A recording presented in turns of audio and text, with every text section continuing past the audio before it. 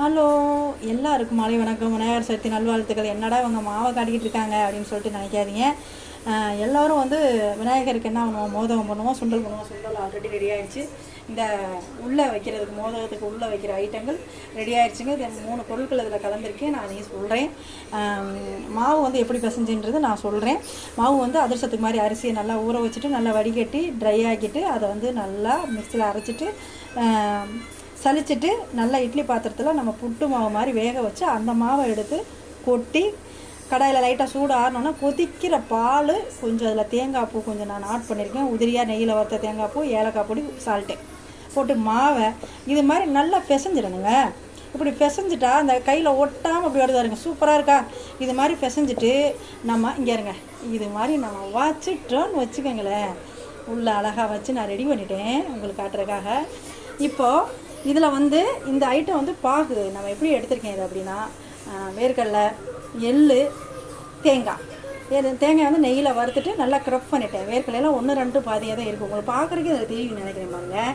இதுவும் நம்ம அதிர்ஷ்டத்துக்கு பாகு எடுக்கிற மாதிரி எடுத்து நல்லா கம்பி பத்தத்தை விட இன்னும் கொஞ்சம் நல்லா பதம் கொஞ்சம் சேர்த்தே எடுத்துக்கிட்டு ஸ்ட்ராங்காக கொஞ்சம் எடுத்துகிட்டு அதில் ஆட் பண்ணியிருக்கனால ட்ரையாக இருக்கு பாருங்கள். இதை தூளாகவும் நம்ம உதுத்துக்கலாம். இப்போ இதை எடுத்து நம்ம வச்சுட்டு இது நம்ம வேக வச்சு எடுத்தோன்னு வச்சுங்களேன், கீழே கசியாது, உடையாது, அப்படியே சூப்பராக அப்படி தொட்டால் அப்படியே பஞ்சு மெத்த மாதிரி இருக்குங்க.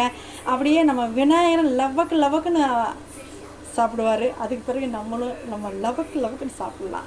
ஓகேங்களா? உங்களுக்கு இந்த மெத்தட் பிடிச்சிருந்துச்சுன்னா கண்டிப்பாக ஃபாலோ பண்ணுங்கள். வருஷம் நான் இது மாதிரி தாங்க.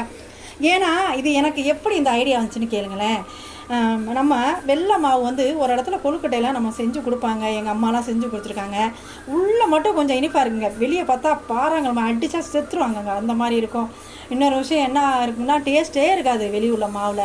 சம்டைம்ஸ் உப்பு இருக்காது. நம்ம உப்பெல்லாம் பார்க்காம சமைப்போம். உப்பும் இருக்காதுங்க, ஒன்றும் இருக்காது. சப்புன்னு அதை தூக்கி போடுற மாதிரி இருக்கும் ஒரு சாமி பிரசாதத்தை. மனசு கஷ்டமாக இருக்கும் இல்லையா?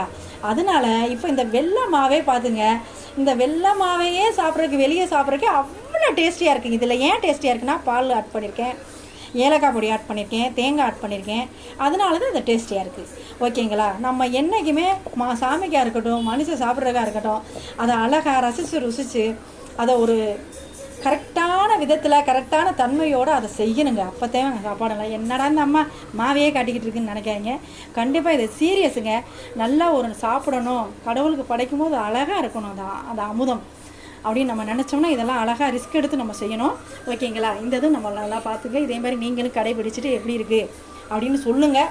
வீட்டிலையே நம்ம செஞ்சு ஒரு நாளைக்கு டிஃபன் மாதிரி கூட அதை எடுத்துக்கலாம். எல்லாருக்கும் விநாயகர் சதுர்த்தி நல்வாழ்த்துக்கள். வாழ்க வளமுடன். நன்றி.